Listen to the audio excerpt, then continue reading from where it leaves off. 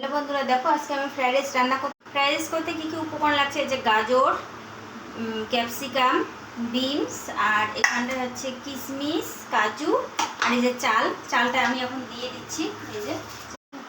এই যে দেখো এখন ভাত হয়ে গেছে। এই যে এখন ভাতটাকে নামাই দিলাম। এই যে এখন এখানে কড়াইটা বসাই দিলাম। এখন এইটাকে ভাজা বানাবো। কড়াইটা ততক্ষণ গরম হবে।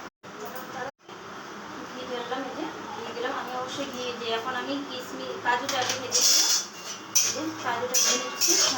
গাজরটা দিয়ে দিলাম। গাজরটা দিয়ে দিলাম কড়াইতে। আমি এখন গাজরটাকে ভেজে নেবো। গাজর এখন আমি গাজরটাকে ফ্রাই করছি। যেটা এখন আমি এটা ভাজা ফ্রাই করা হয়ে গেল। যেটাকে আমি এখন নামাই দিলাম।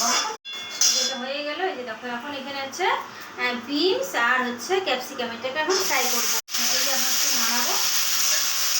এটা এখন হয়ে গেল ফ্রাই করা। এই যে এটাকে এখন নামাই নিচ্ছি। এই যে এখন